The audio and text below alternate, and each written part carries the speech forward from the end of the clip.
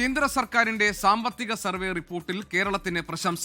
അതിദാരിദ്ര്യ നിർമ്മാർജ്ജന പദ്ധതിയെ കേന്ദ്ര സർക്കാർ പ്രകീർത്തിച്ചു. കുടുംബശ്രീ, ആശാ വർക്കേഴ്സ്, അങ്കണവാടി പ്രവർത്തകർ തുടങ്ങിയവരുടെ കൂട്ടായ പ്രവർത്തനമാണ് നേട്ടത്തിന് വഴിവെച്ചതെന്നും റിപ്പോർട്ടിൽ പറയുന്നു.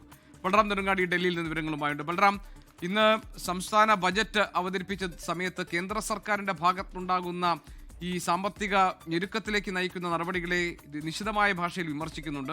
അതിനിടയിലാണ് കേന്ദ്ര സർക്കാരിന്റെ സാമ്പത്തിക സർവേ റിപ്പോർട്ടിൽ കേരളം അതിദാരിദ്ര്യ നിർമ്മാർജ്ജന പദ്ധതി നടപ്പാക്കിയതിനെ പ്രകീർത്തിച്ചുകൊണ്ടുള്ള ഭാഗങ്ങളുള്ളത്. എന്താണ് ഈ ഭാഗത്ത് കേരളത്തെക്കുറിച്ച് പറയുന്നത്? മറ്റ് വിശദാംശങ്ങൾ എന്താണ്?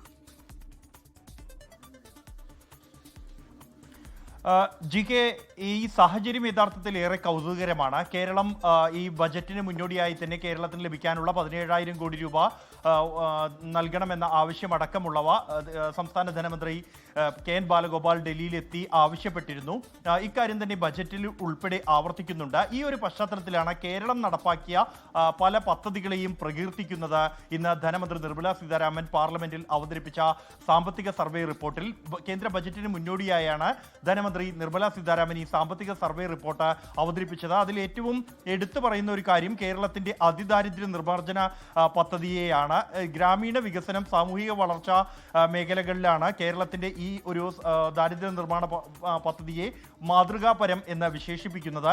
കുടുംബശ്രീ, തദ്ദേശ സ്വയംഭരണ സ്ഥാപനങ്ങൾ എന്നിവയുടെ പങ്കാളിത്തത്തിൽ ആശാ വർക്കർമാർ, അങ്കണവാടി പ്രവർത്തകർ തുടങ്ങിയവരുടെ കൂട്ടായ പ്രവർത്തനത്തിലൂടെയാണ് ഈ ഒരു പദ്ധതി നേട്ടം കൈവരിക്കുന്നത് എന്നും, ഒപ്പം തന്നെ വിവിധ സർക്കാർ വകുപ്പുകൾ കൂടാതെ ഡിജിറ്റൽ പരമായ ഇടപെടലുകൾ ഉൾപ്പെടെയുള്ളവ നടത്തിക്കൊണ്ടാണ് നിരീക്ഷണം ഉറപ്പാക്കുന്നത്. ഈ പദ്ധതി ജനങ്ങളിലേക്ക് എത്തുന്നുണ്ട് എന്ന് ഉറപ്പാക്കാൻ കഴിയുന്നത് എന്നും, ഒപ്പം തന്നെ കേന്ദ്ര പദ്ധതികൾ ഈ നേട്ടത്തിന് സഹായകമാകുന്നുണ്ട്. പ്രത്യേകിച്ച് ഈ കേന്ദ്ര മാറ്റങ്ങൾ കേരളത്തിന് അനുയോജ്യമാകുന്ന തരത്തിൽ വിനിയോഗിക്കാൻ സംസ്ഥാനത്തിന് കഴിയുന്നു എന്നതാണ് നേട്ടമാകുന്നത് എന്നും ഈ സർവേ റിപ്പോർട്ടിൽ പറയുന്നുണ്ട്. ഒപ്പം തന്നെ രാജ്യത്തിന്റെ വളർച്ചാ നിരക്ക് സംബന്ധിച്ചും സാമ്പത്തിക സ്ഥിതികൾ സംബന്ധിച്ചുമുള്ള വിശദമായ വിവരങ്ങളും ഈ 739 പേജുള്ള സാമ്പത്തിക സർവേ റിപ്പോർട്ടിൽ ഉൾപ്പെടുത്തിയിട്ടുണ്ട്. G K. ശരി, ബൽറാം നെടുങ്ങാടി ആണ് വിവരങ്ങൾ നൽകിയത്. ലോകത്തെവിടെയായാലും ഏത് സമയത്തും 24 വാർത്തകളും ഓഗ്മെന്റഡ് റിയാലിറ്റി പാക്കേജുകളും എക്സ്പ്ലെയിനറുകളും വിശദമായി കാണാൻ ഞങ്ങളുടെ യൂട്യൂബ് ചാനൽ നിങ്ങൾക്ക് സബ്സ്ക്രൈബ് ചെയ്യാം.